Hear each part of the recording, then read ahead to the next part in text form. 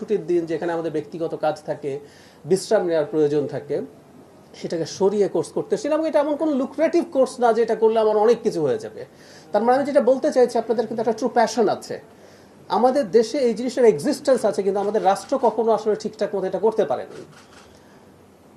যেটাকে আমরা Pune film institute বলি, এটা আসলে film and television institute of India ফর্মালিভাবে পরিচিত। এটা 1960 সালে প্রতিষ্ঠিত হয়েছে। মুখস্থ ছিল না, এখানে বসে দেখলাম, আর অনেক আগে হয়, আমি জানতাম। এটার বয়স 66 ইয়ার্স, মানে 65-র পর আমরা এখন বার্ধক্য ধরি, এটা বার্ধক্যে চলে গেছে। প্রতিষ্ঠানের আবার বার্ধক্যে চলে যাওয়া মানুষের উল্টো, মানে বয়সের দিক থেকেও যত বাড়ে তত আসলে বিকশিত হয়। আর আমরা একটা প্রতিষ্ঠান করছি যেটা মাত্র টিন হলো, 13, প্রথম টিনে এসছে, এবং এটা ক্যাম্পাস নাই।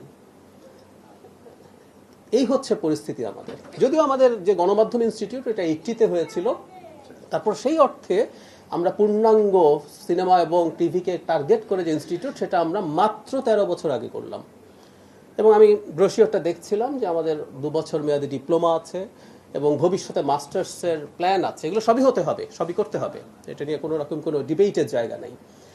সরকারের জায়গা থেকে কয়েকটা কথা একটু বলি।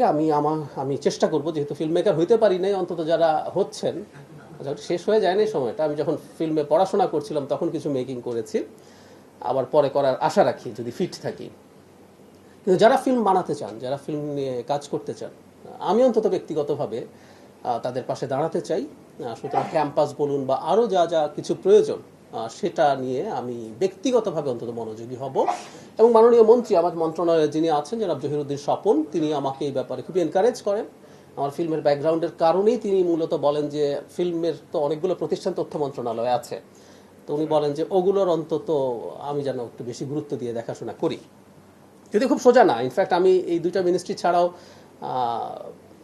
যেটা বলা হলো যে policy of strategy, in fact policy and strategy আমি শুধু দুইটা মিনিস্ট্রির না, আমি আসলে জেনারেলি প্রাইম মিনিস্টারের পলিসি অ্যান্ড স্ট্র্যাটেজি অ্যাডভাইজার। আমি আরও 5টা মিনিস্ট্রির সাথে, এই দুটোর বাইরে আরও 5টা মিনিস্ট্রির সাথে কাজ করছি।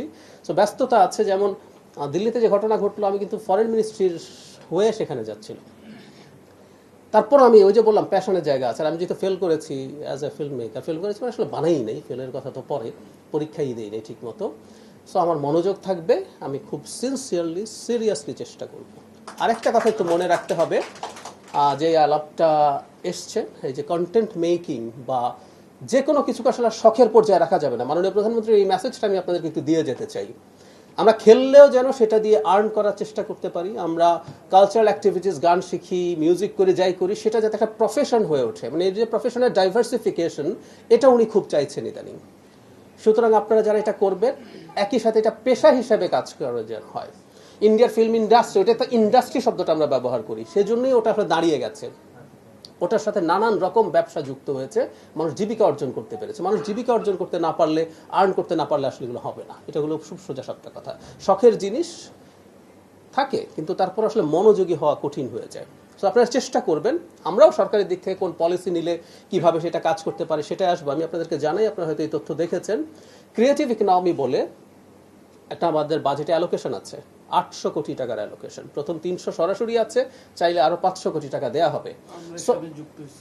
সো আপনারা যদি চেষ্টা করতে পারেন, আপনারা যদি আপনাদের যোগ্যতা দেখাতে পারেন, আজকে যে ফিল্ম দেখালেন আপনারা খুব অল্প সময়ের মধ্যে, আমি অ্যাপ্রিসিয়েট করি, আপনারা ভালো বানিয়েছেন।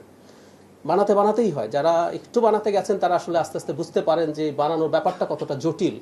আপনি যখন ইনচার্জ থাকেন কোনো একটা জায়গায়, আপনি যখন কমান্ড করেন, it's not that easy. Theory মাথায় নিয়ে যাওয়া, তারপর সেটা ঠিক হয়ে যাওয়া, আমি বিশ্বাস করি আপনারা সেটা পেরে উঠবেন। সো এই ক্রিয়েটিভ ইকোনমির জন্য বাজেট অ্যালোকেশন আছে। আপনারা যাতে এটা দিয়ে কাজ করে এটাকে বাণিজ্যিকভাবে আপনারা এগিয়ে যেতে পারেন, সেই চেষ্টাও, সেই পৃষ্ঠপোষকতাও সরকারের দিক থেকে থাকবে। এখন দায়িত্ব নিয়ে বলছি না, দায়িত্বে থেকে বলছি যে আমরা আসলে চেষ্টা করব যতটা সম্ভব আপনাদের পাশে দাঁড়ানোর জন্য।